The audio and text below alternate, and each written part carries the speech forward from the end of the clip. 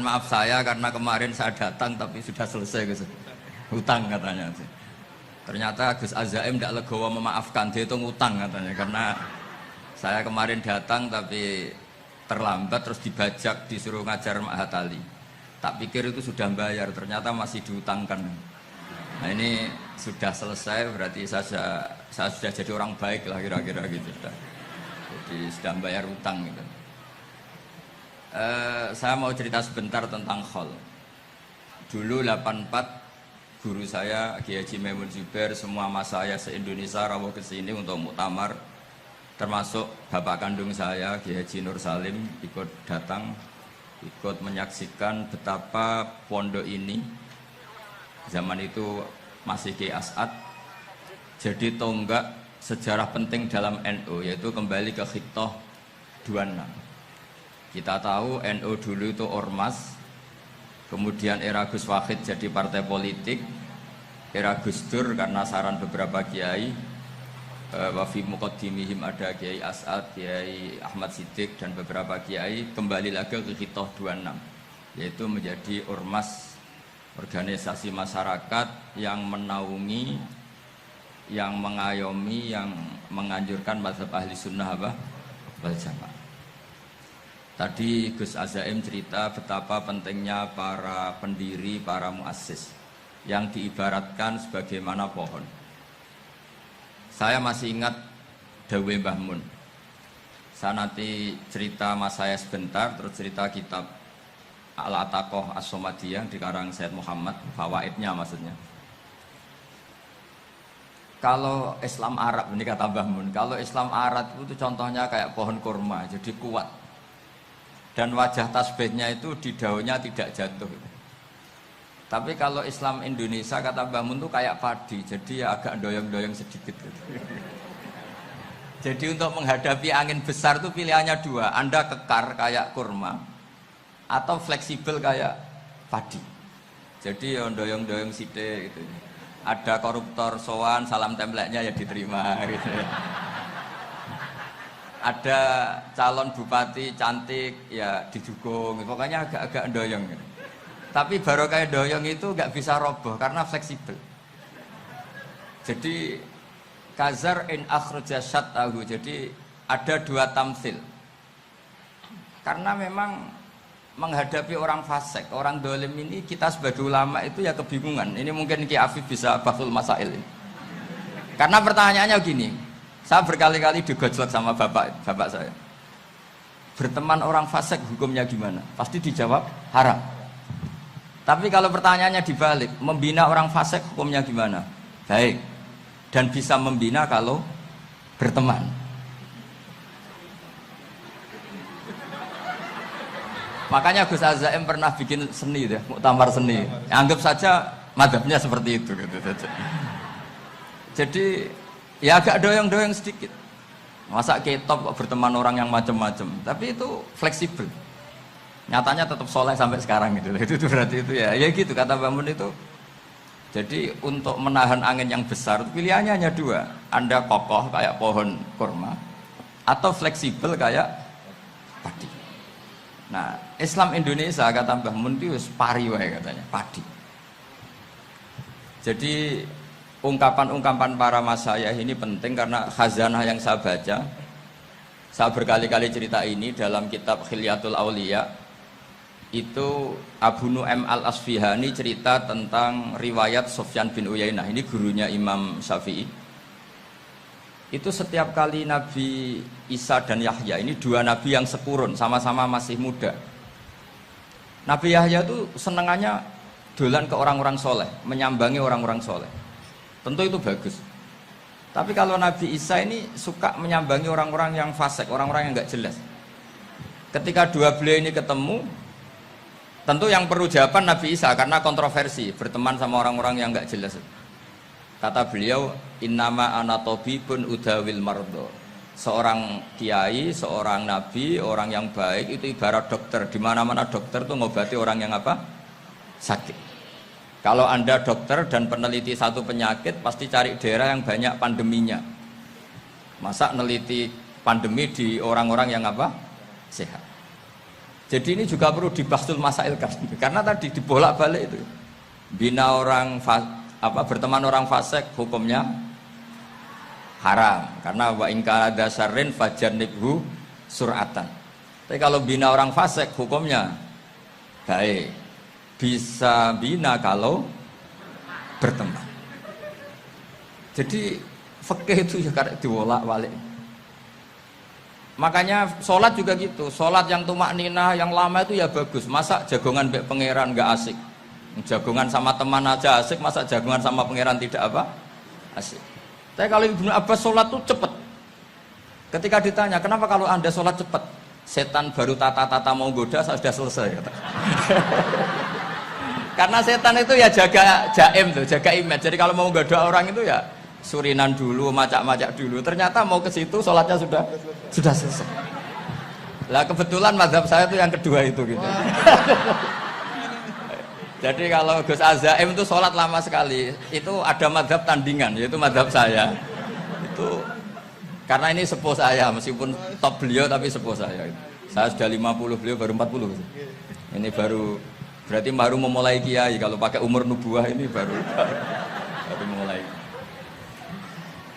Jadi mazhab itu penting. Jadi pembanding itu harus diutarakan.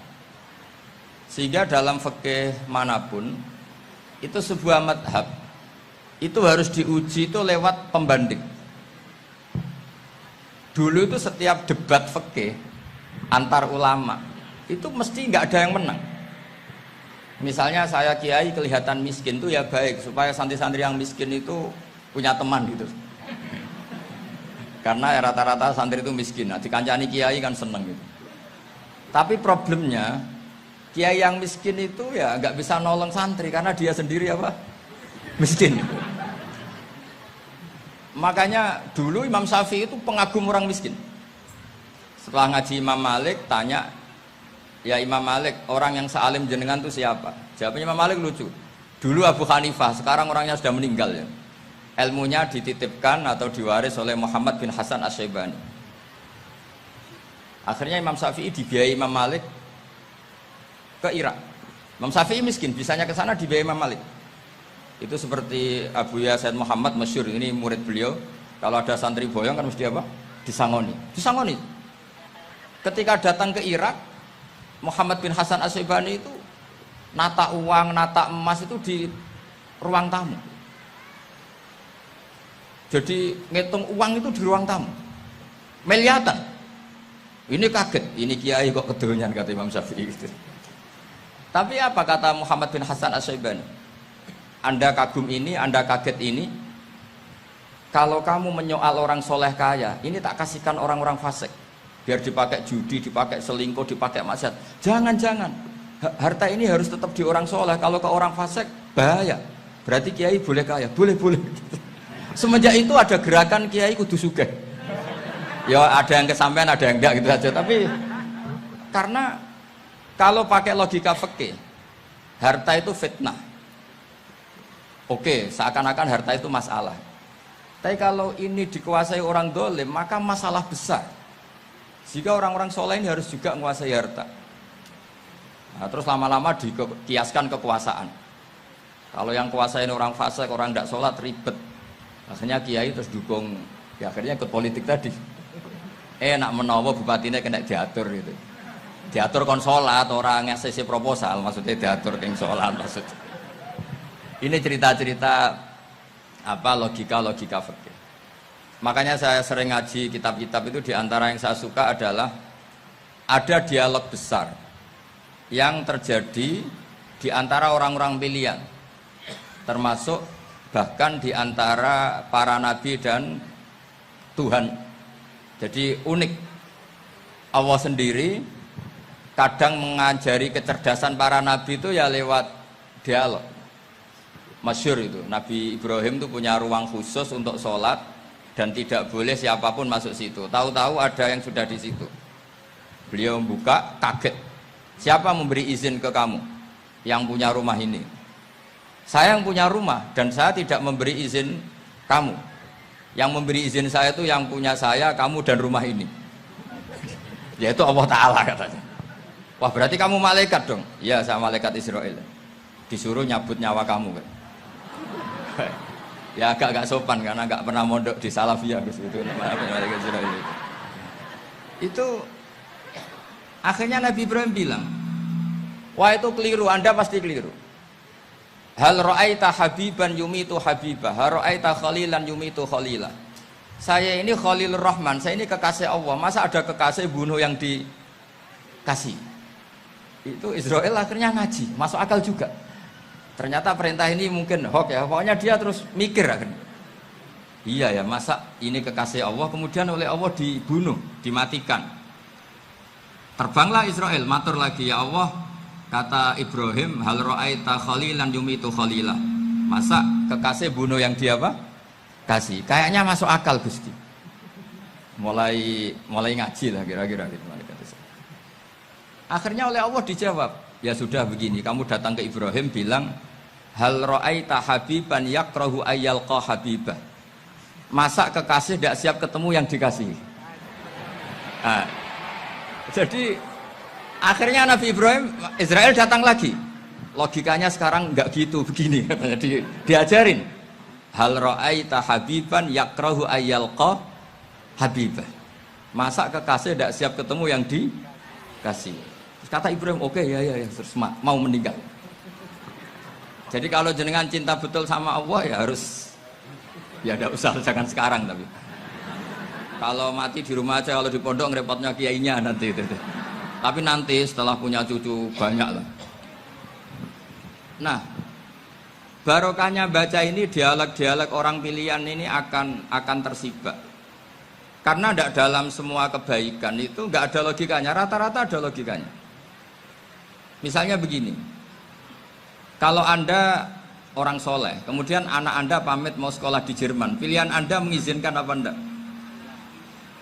Karena potensi jadi fasik ya tinggi, karena di tempat-tempat potensi berdakwah dari daerah yang untuk daerah yang tidak ada dai-nya menjadi ada. Itu mesti ulama itu berdebat. Misalnya punya anak pamit mau kembali atau keluarga. Yang satu cara berpikir optimis. Awal ada dai di beberapa negara Eropa itu ya barokahnya imigran, pekerja, mahasiswa. Dan semua itu bumi Allah, harus ada tasbih, harus ada tahmid. Dan itu harus dimulai dari kemauan atau mengizinkan anak asuh kita ke sana.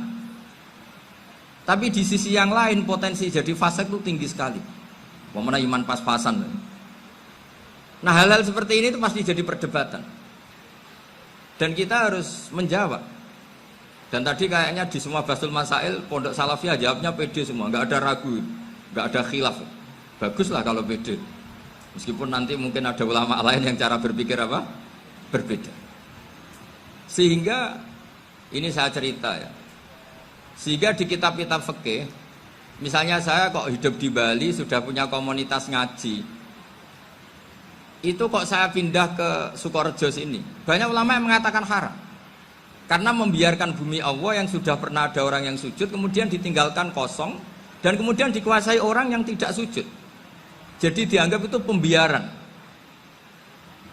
Jadi banyak di kitab Qalyubi, sarahnya Mahalli, jika ada seorang muslim yang hidup di negara orang kafir, dia nyaman, tidak dapat teror, itu nggak boleh lagi pindah ke negara Islam yang sehat. Karena takutnya li Allah yastau lial kafir tilkal buk'ah, supaya bumi itu tidak dikuasai orang kafir.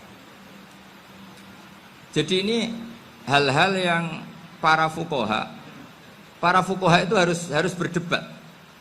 Karena ini masalah-masalah furu'iyah. Sehingga mulai dulu ya banyak ulama yang nyun sewu berpolitik. Mulai Wali Songo sampai sekarang alhamdulillah yang minat banyak.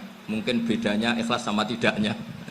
Tapi kalau saya pernah dikeluhin utusan dari ya komunitas. Islam Indonesia itu dulu itu ceritanya banyak yang dari Kamboja. Kalau dulu orang cerita itu orang Cempa. Itu setelah di Indonesia besar Wali Songo dan Brawijaya 5 itu sudah mulai oleng. Itu singkat cerita mereka berpikir ingin bikin kerajaan apa? Islam di Demak Mintoro dengan raja pertama yaitu Raden Fatah, karena Raden Fatah ini putra Brawijaya. Padahal setelah jadi kerajaan ini era cucu sudah konflik, berebut kekuasaan. Akhirnya sampai jadi Jipang, jadi Jogja, jadi Solo dan seterusnya. Tapi kata Mbah Mun itu tetap barokah. Karena orang Islam terus terbiasa mimpin. Sekeliru-keliru sidik, pokoknya orang Islam biasa mimpin. Sehingga zaman Mbah Hashim ya sudah mimpin Masumi, zaman Ki As'ad pengaruhnya besar, sampai sekarang Kiai pengaruhnya besar. Nah barokahnya Kiai pengaruh besar ini sampai moral jadi ukuran. Misalnya sekarang ada calon bupati kok nggak sholat itu pasti kalah. Jadi sholat itu jadi tolok ukur untuk calon apa? Bupati. Meskipun mungkin punya efek pura-pura sholat, tapi nggak apa-apa lah. Sementing moral ini jadi ukuran. Sementara yang di Thailand, di Patani, itu karena dulu pelajarannya tasawuf, itu orang nggak ambisi mimpin dunia. Tahu-tahu dipimpin. Dan akhirnya nyuwun sewu ya saake Islam-Islam yang dulu terlalu tasawuf karena nggak punya pengalaman memimpin, akhirnya lazimnya konsekuensinya hanya dipimpin. Tapi Islam Indonesia beda, karena kulino mimpin itu akhirnya dari orang Islam biasa menjadi Islam yang sholat sampai Islam yang bisa ngaji itu bisa mimpin negara. Tentu yang paling populer dimulai Gus Dur. Jadi ini sesuatu yang barokahnya istihad para kiai, sementing Islam kulino mimpin. Sehingga di Indonesia itu barokahnya itu, kebaikan itu jadi tolok ukur. Ada orang kok terkenal koruptor, atau terkenal nyuwun sewu selingkuh, atau terkenal apa, itu pasti tidak jadi. Karena moral itu menjadi tolok ukur. Dan itu adalah politik para kiai. Jadi ini saya cerita, dan itu negara juga akhirnya untung, karena seleksi agama sama negara itu sama-sama kiai ya bilang negara harus dipimpin orang soleh, negara juga bilang seperti itu. Nah, ketokohan-ketokohan para beliau-beliau ini yang mau lah bekerja sama dengan umarok. Kita tahu dulu Pak Harto ya rawuh ke sini ketika Muktamar 84, rawuh ke Ki As'ad, ketika mau kembali ke Khittah juga dirembuk oleh ulama dan umarok. Dan akhirnya ini menjadi negara yang alhamdulillah semoga selalu menuju baldatun thayyibatu wa rabbun ghafur. Nah, kemudian di sini saya tabarruk dengan Said Muhammad, gurunya Kiai Haji Azaim. Saya mau cerita tentang amaliyah tadi. Saya sebetulnya nggak niat bacakan bab itu, gara-gara ada khataman jumlahnya banyak saya jadi pusing. Ini panitianya tanya, khatam betul apa enggak? Iya Gus, khatam betul. Tapi kayaknya saya tidak yakin itu. Karena saya ini kan dari pondok tahfidz itu. Biasanya anak khataman itu ya rodok bodoni itu. Wes diwaca buanter sing nyemak ya mau ndelok pojoke tok. Mergo kebanteren. Nah, akhirnya lafat-lafat yang di tengah itu enggak di apa? Baca. Tapi ya semoga dimaafkan Allah lah. Yang jelas itu enggak. Tapi saya mau cerita ya. Jadi cara berpikir Said Muhammad ini nanti juga saya teruskan di Ma'had Ali. Ini saya baca ya. Di antara yang diyakini madhab Malikiyah, ini saya baca saja teksnya. Jadi ada riwayat namanya, kalau Said Muhammad bahasakan itu Ataqoh Somadiyah. Kalau di Indonesia kadang orang bilang Al-Ataqoh Al-Kubro, yaitu dengan membaca surat Ikhlas. Di sini jumlahnya hanya 100 kali, kila 1000 kali. Tadi berapa teman? 700 juta, ini sudah susuk banyak ini. Di sini hanya 40, riwayat lagi 100, 1000. Terus sampai tadi berapa? 800 juta. Wah, ini sudah susuk ini. Itu anak cucu sampean pasti masuk surga itu kalau bisa. Ini saya baca, ini kitabnya Said Muhammad. Suratul Ikhlasi wal Itqu minan nar. Akhrajat Tabrani fil Kabir an Fairuz Ad-Dailami wa wa Ibnu Uthtin Najasi. Waqad khadaman Nabiyya sallallahu alaihi wasallam. Orang ini jadi khadimnya Nabi. Qala Rasulullah sallallahu alaihi wasallam, "Man qara'a qul huwallahu ahad mi'ata marratin fi shalat ghairiha kataballahu lahu bara'atan minan nar." Ini hanya berapa ini? Mi'ata marrah. Berarti kalau satu orang itu cukup 100. Tadi sudah untuk 7 turunan tadi untuk orang berapa? Ya, untuk 7 turunan cukup. Cukup. Untuk 7 turunan. Ya sudah. Susuk ini sudah susuk ini. Duh, ribet ini. Nah ini tak cari pembenarannya, ini supaya keren. Ini di halaman 188 Abwabul Farad. Warwa Ibrahim bin Muhammad al-Khiyari fi fawaitihi an Hudzaifah marfu'an. Man qara'a qul huwallahu ahad alfa marratin faqad ishtara nafsahu minallah. Berarti 100, ada riwayat lagi 1000. Nanti tak carikan lagi yang berapa? 1 miliar. Jangan banyak-banyak. Nah ini saya baca ya. Wa hadzal adatu huwa al-ma'rufu bi ataqatis somadiyah. Wa qad nassa jama'atun mutaakhiril malikiyah ala istihbabi ataqatis somadiyah. Wa haddu ala qiraatiha wa istimaliha. Minhum Asy-Syaikh Abdus Salam Al-Asmar sak teruse ini. Jadi kullu haula'i istahabbu ataqatas somadiyah ma'atirafi ba'dihim kal misnawi bi syiddati fi hadisiha. I'timadan ala anna hadza minal fadha'il allati yutasahalu fiha. Faman sa'a yasta'milaha roja'a khusula ma fiha fala ba'sa bidzalik ala syarti alla ya'taqida thubuta dzalika anin nabi sallallahu alaihi wasallam hatta la yaqa fil kitsbi alaihi. Jadi intinya itu silahkan Anda bikin jumlah sesuai versi Anda. Yang penting Anda jangan kampanye kalau itu perintah Kanjeng Nabi Muhammad sallallahu alaihi wasallam. Karena kalau kamu atasnamakan Nabi kemudian jumlahnya sampai 800 berapa? 800 juta, berarti Nabi mengajarkan masyaqqah pada umatnya. Jadi cukup yang riwayat itu di sini hanya 100 sama 1000. Jadi kalau jumlah tadi untuk 7 apa? Turunan. Jadi kamu harus ditutup dengan doa, ya Allah, semua itu bukan untuk saya tapi untuk 7 turunan. Tolong catat ya Allah. Jadi artinya gini loh ya, orang Indonesia yang sering mempraktekkan ataqah somadiyah itu bukan tanpa dalil.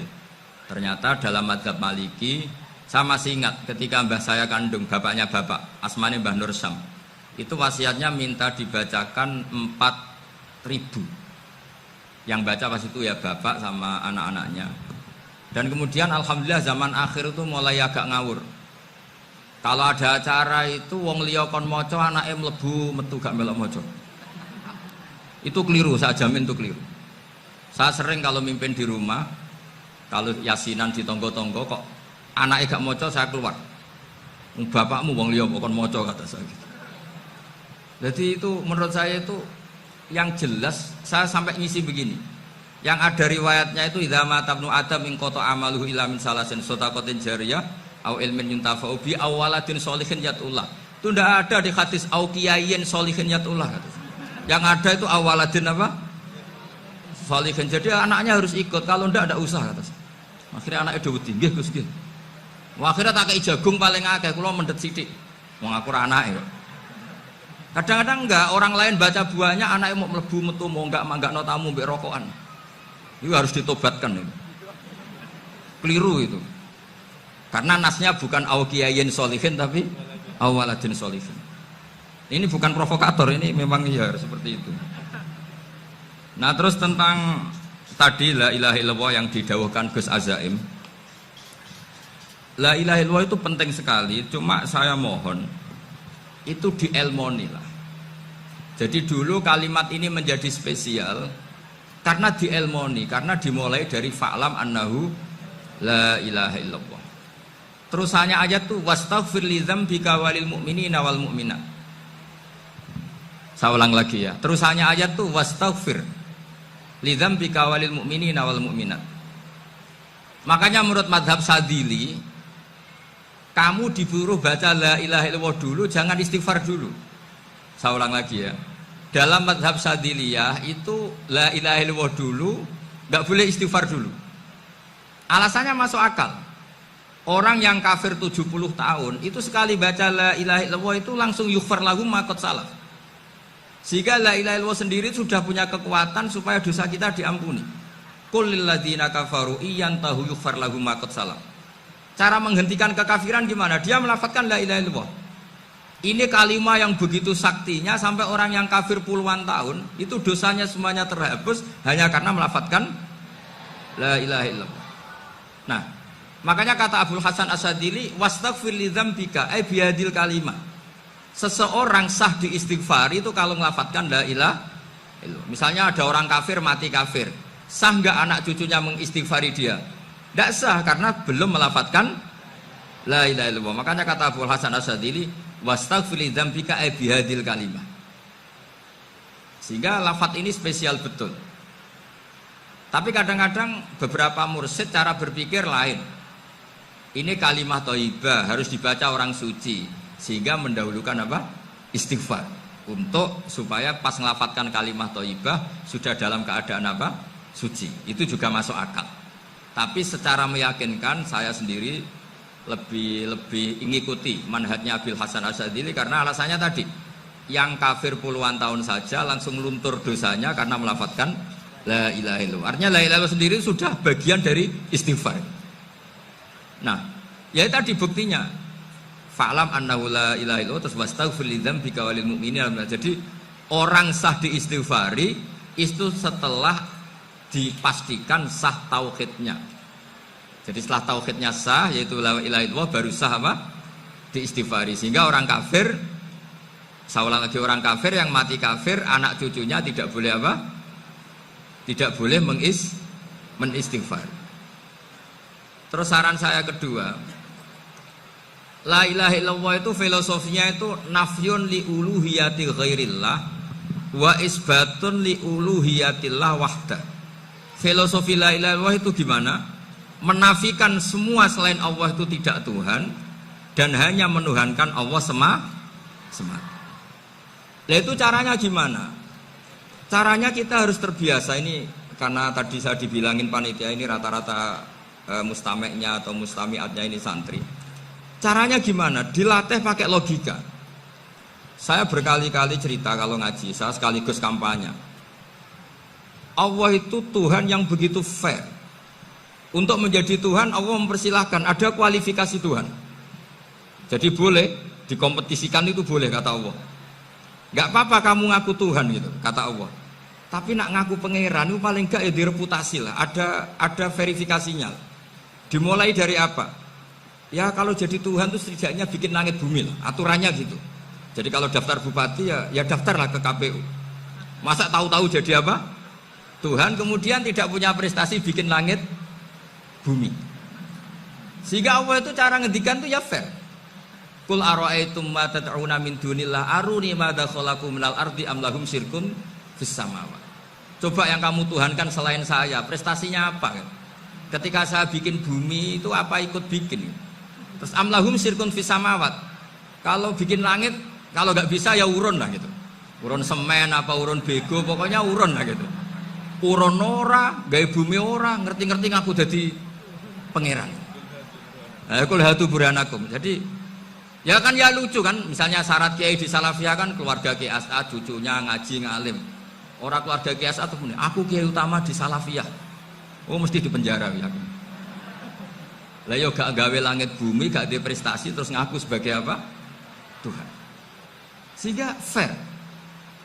Makanya saya berkali-kali cerita. Jubair bin Mut'im itu punya anak namanya Muhammad. Ini sudah orang alim, Muhammad bin Jubair bin Mut'im. Itu cerita awala islami abi. Mut'im itu orang pinter sekali. Saking pinternya dia jadi delegasinya orang Quraisy datang ke Rasulullah sebagai negosiator untuk membebaskan Asra Badrin, tawanan perang apa? Badar. Yang namanya disuruh itu pasti orang pinter. Tapi apa yang terjadi ketika nginep di masjid? Karena zaman itu gak ada hotel, nanti jadi geger. Orang musyrik nginep di masjid hukumnya gimana? Pasul masail tok. Zaman itu mau tidak mau, kalau sekarang kan ada hotel, kiai juga punya wisma. Apa yang terjadi? Orang ini cerdas sekali. Dan delalah Nabi pas sholat maghrib itu baca wattur wa kitabim mastur sampai am khalaqus samawati wal ard. Ya kalau kamu jadi Tuhan ya setidaknya menciptakan langit bumi lah. Namanya jadi Tuhan ya ada persyaratan kan. Paling enggak punya reputasi menciptakan langit bumi. Atau kalau jadi Tuhan setidaknya reputasinya itu enggak diciptakan yang lain. Am khuliqu min ghairi syai'in. Ini jadi Tuhan kok punya bapak, punya ibu. Ini jadi Tuhan kok lahirnya di bumi, ada tanggal lahirnya, ada tahun. Masa jadi Tuhan kok dulu buminya? Pokoknya walhasil tuh. Akhirnya Nabi ketika salam sholat maghrib Dia datang, ya Rasulullah, akalku habis oleh ayat yang barusan kau baca. Sudah saya Islam saja.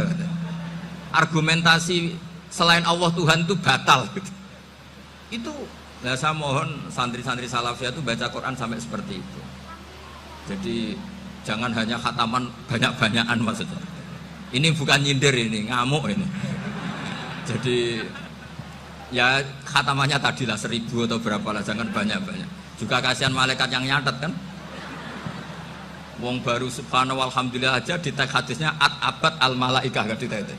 Itu baru subhanallah alhamdulillah itu sudah mencapaikan malaikat. Makanya saya wiridan tuh arang-arang kasihan malaikat karena nanti jadi itu ya ada madhabnya itu. Jadi kalau Gus Azaim sholat lama tak saingi sholat cepet itu sama-sama ada madhabnya. Yang cepet kayak saya tadi, setan pas tata-tata mau goda pas rukuk saya sudah itidal, mau goda itidal saya sudah sujud, pusing dia. Tapi jangan tiru, ini madhab yang agak-agak khusus lah, sudah cara orang Madura agak khilaf khusus. Khilaf ya, khilaf ini agak khilaf ini sudah. Tapi saya ingin lah, sampean kalau ngaji Quran itu dilatih berlogika. Jadi Allah itu fair, nggak apa-apa kalian ngaku Tuhan tuh nggak apa-apa, tapi tunjukkan prestasi kamu apa. Aruni madza khalaqu minal ardi am lahum syirkun fis sama. Am khalaqus samawati wal ard. Diulang lagi, am khuliqu min ghairi syai'in. Setidaknya kalau jadi Tuhan itu ya nggak butuh yang lain lah. Masa jadi Tuhan kok wujudnya saja butuh orang lain, butuh bumi, eksistensinya butuh makan, butuh minum. Makanya Allah cara meniadakan uluhiyah selainnya itu Allah itu redaksinya itu mengena sekali. Yaitu tadi dengan cara-cara seperti itu. Sebagian ayat disebutkan ma asyattuhum khalqas samawati wal ardi wala khalqa anfusihim. Wong Tuhan kok nggak punya reputasi bikin langit, bikin bumi, bahkan untuk menciptakan diri saja nggak bisa. Ya sudahlah, kamu nggak usah ngaku Tuhan, nggak level kata gitu. Akhirnya terus ditemukan Tuhan yang sejati, yaitu wal awwalu wal akhiru wal zahiru wal batin. Itu yang mut'im ini tadi termasuk orang yang sangat cerdas sekali. Padahal itu bacanya bukan pas basul masail, enggak. Nabi pas sholat maghrib. Juga bukan pas ceramah, enggak. Tapi itu didengarkan. Makanya termasuk ini spesial untuk hormat saya kepada Ki As'ad.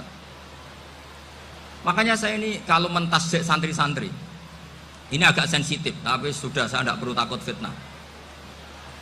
Saya termasuk, kenapa saya ingin jadi ahli tafsir, tentu yang membentuk itu Mbah Maimun dan bapak saya. Bapak saya itu hafal Quran kayak hafal Fatihah, saking senengnya Quran. Mungkin bisa kamu saingi. Itu adalah orang kafir itu bisa paham Quran. Itu sangat menyinggung saya. Orang kafir itu bisa paham Quran. Ketika Umar Islam itu karena mendengar apa coba? Mendengar apa? Quran. Dan itu masih kafir apa sudah Islam?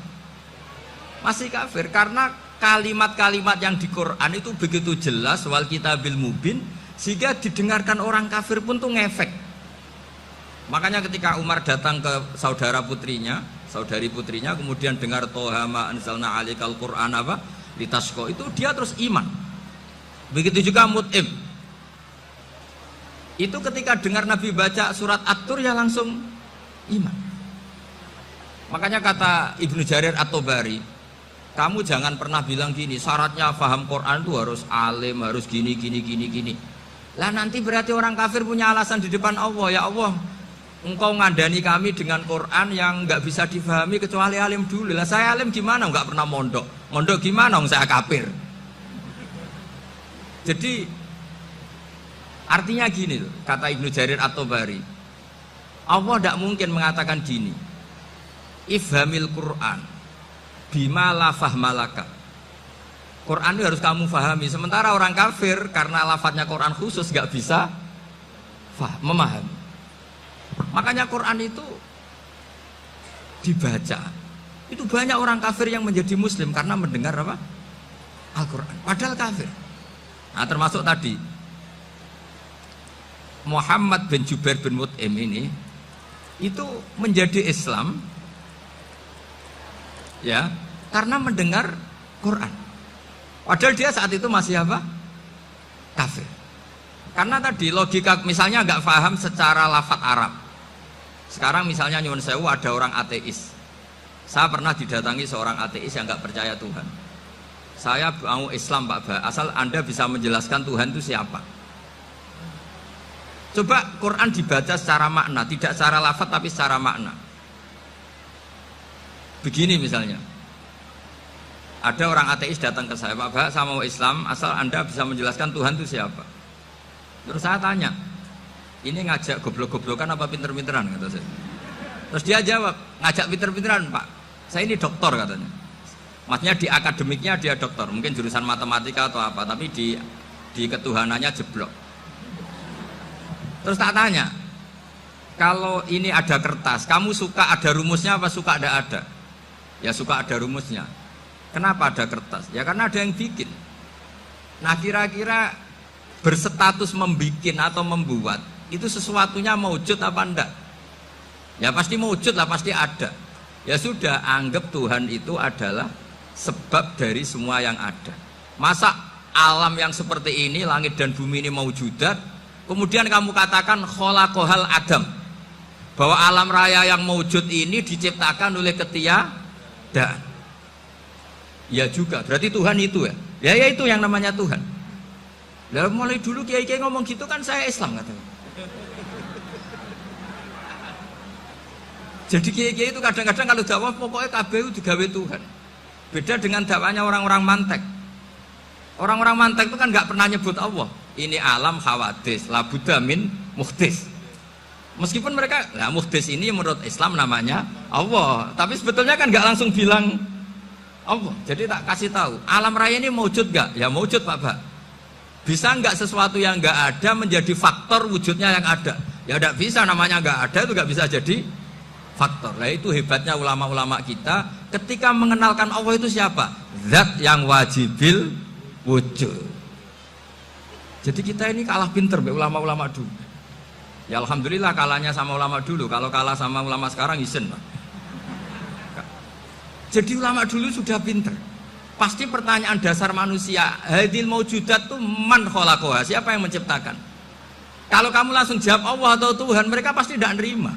Ya jawab saja, hadil maujudat mesti khalaqaha maujudun. Nah berhubung maujud ini berstatus pencipta, harus super. Nah super ini oleh ulama disebut wajibul wujud atau musabbibul asbab, yang oleh Islam dinamai Allah. Tapi kita langsung ngomong Allah, mesti aja bingungkan kan bagi yang bingung maksudnya. Ya saya mohonlah kalimat-kalimat la ilaha illallah itu diamatilah, diresapi sampai seperti penjelasan saya ini, sehingga punya kualitas ilmu. Karena syaratnya memang fa'lam, harus punya kualitas apa? Ilmu. Ilmu itu apa? Ma'rifatus syai' ala ma huwa alaih. Mengenal sesuatu sesuai detail-detail sifatnya sesuatu itu. Misalnya kalau Allah sudah jadi Tuhan, ya harusnya qabla kulli syai'. Masa Tuhan sama yang dituhani wujudnya dulu yang dituhani? Ditemukanlah sifat awal atau qadim. Makanya benar Gus Azaim tadi, kalau sudah bertauhid harus hafal akidah berapa khamsin. Dimulai apa? Wujud. Kenapa harus dikatakan wujud? Karena alam raya ini kadung maujudat. Hadhil alam maujudun. Masa maujudun khalaqahul adam? Masa maujudat khalaqahul adam? Nah itu yang disebut am khuliqu min ghairi syai'in am humul khaliqun. Jadi saya mohon semohon-mohonnya, cobalah tradisi-tradisi lihat baru ayat ini dihidupkan lagi, sehingga kita baca Quran itu sekaligus menjadi orang yang sangat argumentatif. Karena Quran adalah qul falillahil hujjatul balighah. Dilatih, jangan bosan dilatih. Makanya kalau saya baca ayat-ayat seperti itu, cek fair Allah itu. Fair betul. Gak apa-apa saya punya pesaing kata Allah, tapi yang imbang dong. Pas aku gawe langit ya bantulah, atau ada langit tandingan lah kira-kira gitu. Kalau saya bikin bumi ya ada bumi. Nah misalnya sekarang orang Cina bikin matahari, materinya dari mana coba? Dari yang sudah ada sekarang kan? tetap saja agak ikut bikin kan. Tapi kalau Allah bikin langit bumi minal adam minal wujud, kalau mereka paling rekayasa yang sudah wujud otak-atik. Nah, harus sampai seperti itu. Sampai kata Gus Azim kul hatu apa? Burhanakum dan. Jadi ini cara-cara kita untuk menguatkan iman. Aruni madza khalaqu minal ardi am lahum syirkun fis samawati. Terus kata Allah, itu nih bi kitabim min qabli hadza au atharatim min ilmin. Kalau kamu enggak setuju teori ini kata Allah, cari kitab suci versi Anda. Aturan jadi Tuhan itu apa coba? Ya tetap saja semua kitab suci akan mengatakan di mana-mana Tuhan itu pencipta langit dan bumi. Jangan yang lahir di bumi jadi Tuhan. Jangan Lata Uzza jadi Tuhan. Jangan karena sakti jadi Tuhan. Nah ini di sini pentingnya ilmu balaghah, ilmu mantek yang alhamdulillah di pondok-pondok kita masih diajari. Makanya kata mantek sebetulnya ilmu akal hanya menemukan hadil maujudat khalaqaha maujudun. Nah yang maujud ini siapa? Ya wajibul wujud. Nah kemudian Islam menamai ini Allah Subhanahu wa ta'ala. Makanya ulama dulu itu kalau ngendikan Allah itu siapa? Zat sing wajibul wujud. Itu filosofinya luar biasa. Karena dengan seperti ini bisa menafikan teori ateisme bahwa alam raya ini diciptakan oleh ketiadaan. Makanya saya bilang tadi, ngajak goblok-goblokan apa pinter-pinteran gitu. Lah nek ngajak goblok-goblokan yang ngene, hadhil maujudat khalaqahal adam. Terus kita goblok bareng. Loh iya kan barang maujud diciptakan yang tidak maujud. Wong ora wujud kok mempengaruhi sing wujud. Ya monggo nak goblok bareng kata. Akhirnya, enggak loh Gus, saya ini dokter masa kamu ajak goblok? Ya sudah pinter saja kata saya. Alhamdulillah karena debat kecil ini dia menjadi nyaman lagi dengan apa? Islam. Memang saya tentu nggak bisa disalahkan doktoralnya karena di ilmu yang selain apa? Teologi gitu. Tapi kan polanya dia pasti pinter. Makanya ini sekaligus mengingatkan anak-anak lah. Kecakapan menjelaskan itu harus dilatih karena di antara kelebihannya Quran itu wal kitabil apa? Mubin, yaitu kitab yang punya kemampuan menjelaskan. Ini yang terakhir saya beri contoh. Terakhir ini penjelasan Quran.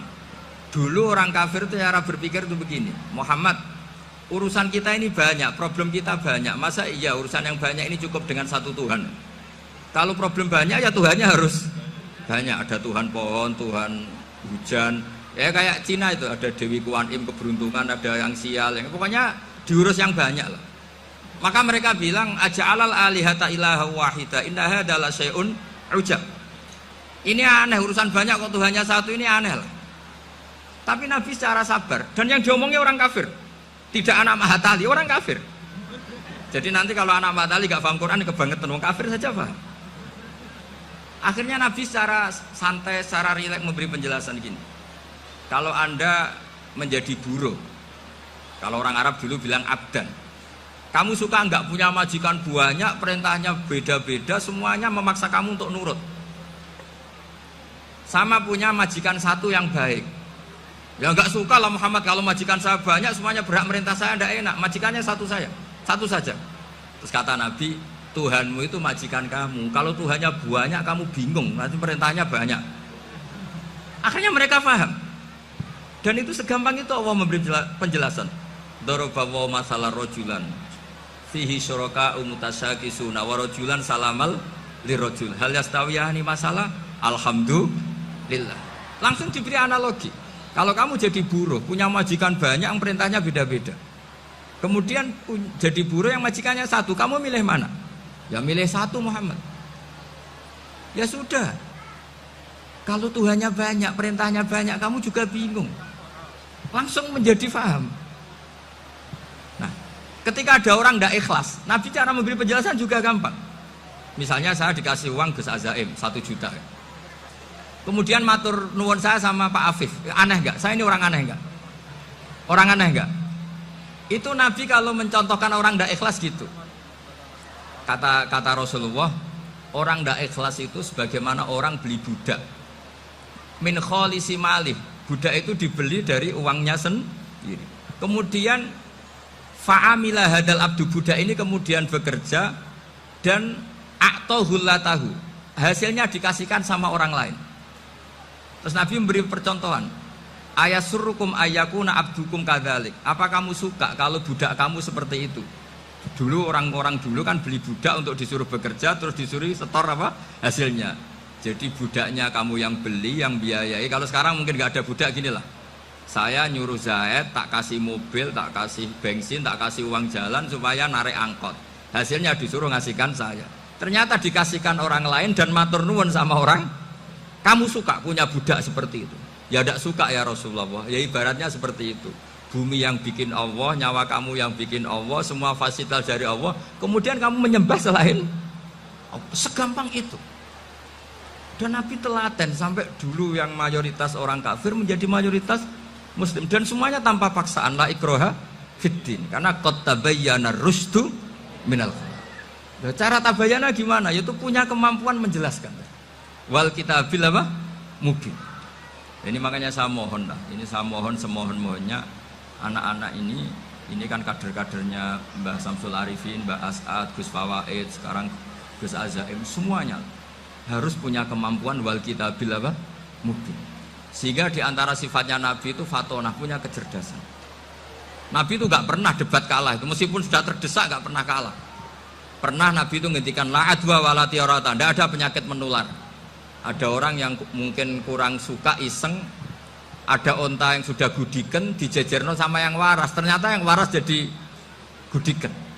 Akhirnya Nabi diundang lah kira-kira gitu. Ya Rasulullah, kata engkau gak ada penyakit menular, tapi ini onta yang gak gudiken tak jejerkan yang gudiken ikut gudiken, berarti kan menular.